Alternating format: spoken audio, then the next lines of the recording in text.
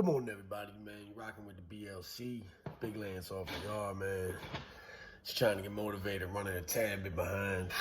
Fucking beat, man. So, I don't know if anybody takes aminos, but these are that I take. My God.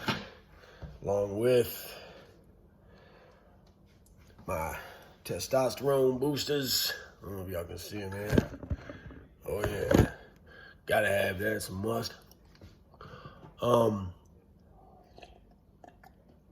So anyway, a lot of people asked me last night what's up with the scars on my head and on my forehead and shit. Well, it's two different situations.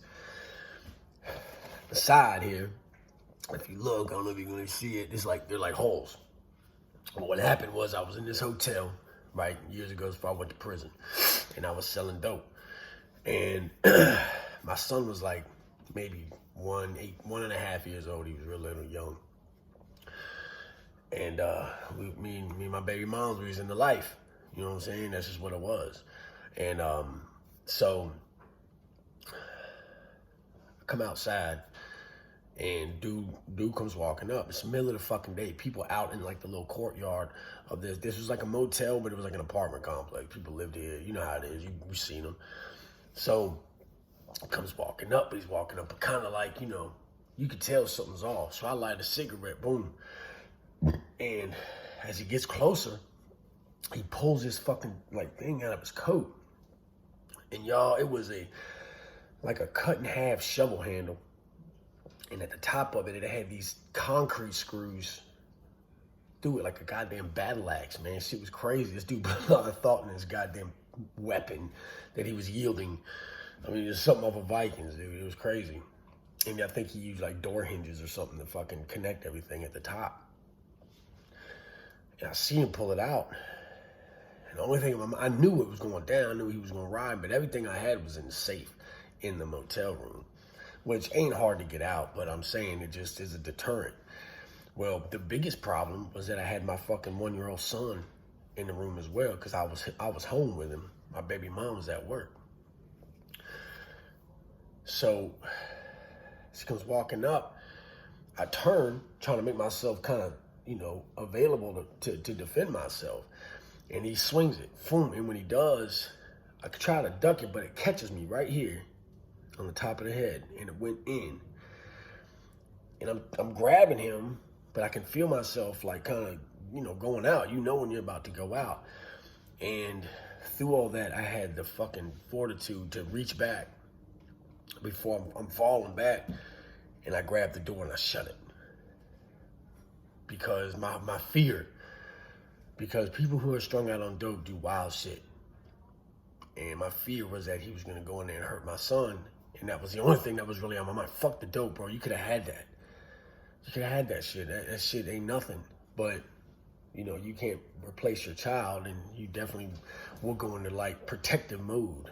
So as I'm kind of struggling with it, man, I end up going out. They take me to the hospital, and they can't pull it out. It's stuck in my head. They can't pull it out because it screws. So if they pull, it's gonna rip. The doctor, the surgeon, had to go in there and cut around my skull and my head. Because, this motherfucker hummed this bitch. It just boom right in my fucking head. Had to cut around these fucking screws to get them out of my goddamn side of my head, man. So that is the story of I think it's 2 or 3 holes in the side of my head there.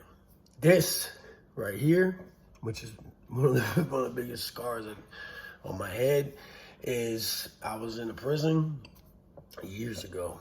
It's fucking I think this was like 01, 02, right before I got on my last bid. And we was at a place called Southampton. And Southampton, if you've heard some people from Virginia talk about it, was fucking gladiator school, man, for real.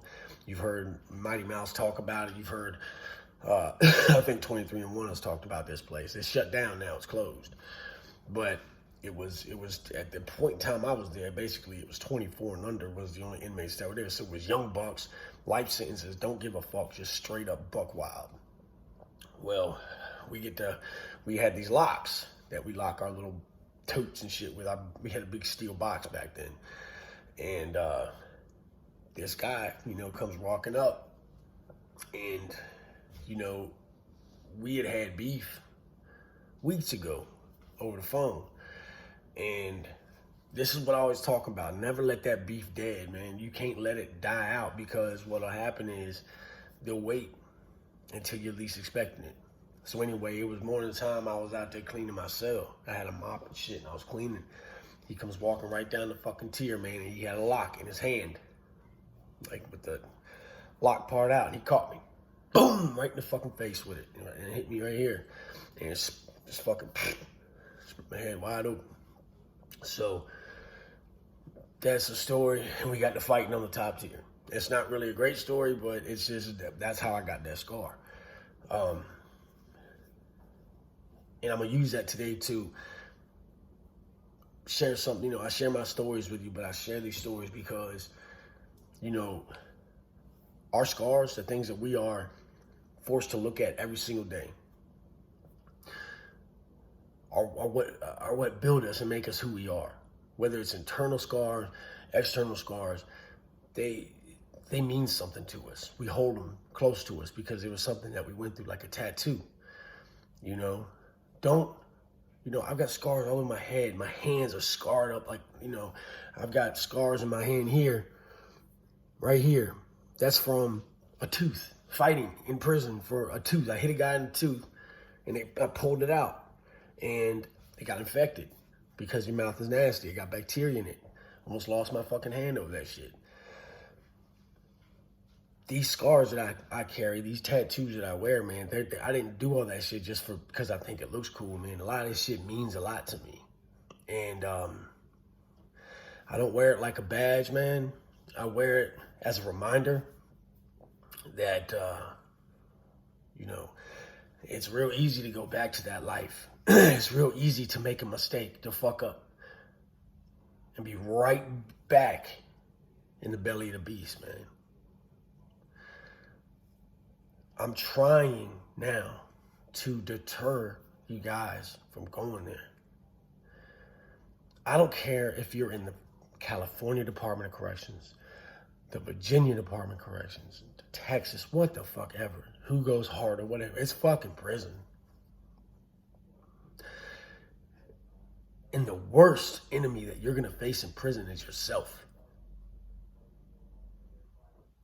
The worst critic that you're going to face is yourself. There's no feeling of loneliness more than when that door shuts. And there's nobody else to impress left. There's nobody else to talk to. There's nobody left to listen to you, to care. End of the road, Jack.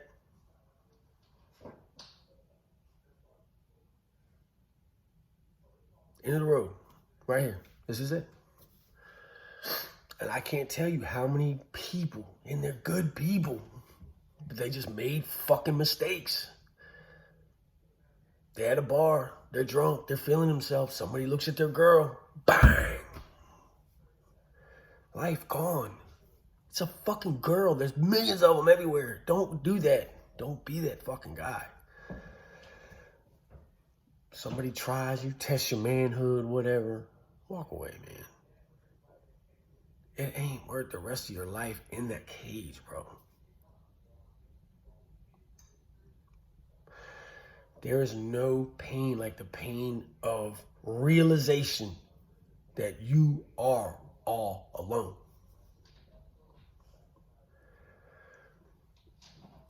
People say, oh man, those aren't real friendships in prison. Those are just acquaintances. Bullshit. Your common denominator is that you have nothing else. Don't be that guy. The scars that you earn out here in the world from working, those internal scars that you earn through relationships, hold on to those, man. Those make you who you are. Those are the things that made you the strong, resilient warrior that you are today. You don't have to go to prison to get these things. You get them every day out here. Every fucking day. The guy that gets up at 4 in the morning, or 5 in the morning like I do, go to work. Work a job. Job you probably fucking hate. With people you don't like. You're forced to get along with them because you got to put food on your family's table. That's gangster. You're the real motherfucking gangsters, man. Pat yourself on the back. Going to prison doesn't make you tough. It makes you fucking stupid. You want the truth? I could sit here and glorify it and be like, oh yeah, prison. Fuck prison. Fuck prison. Much love to the BLC, man. Subscribe, like, notification bell, all those things that will get you set up to enjoy the content we put out every day, man. LLR to all the BLC OGs. Check out the merch shelf. New stuff is popping up every day. I love each and every one of y'all, man, and support the movement, okay? You're a part of the movement. We're over 10,000 strong. Let's make it 20. And when I go live, man, make sure y'all are getting in on there, man. 100 people, we need more than that, okay? We need more than that. We got to spread this message. We got to keep these people aware, man. Be aware, man. Love each and every one of y'all. Have a good day today.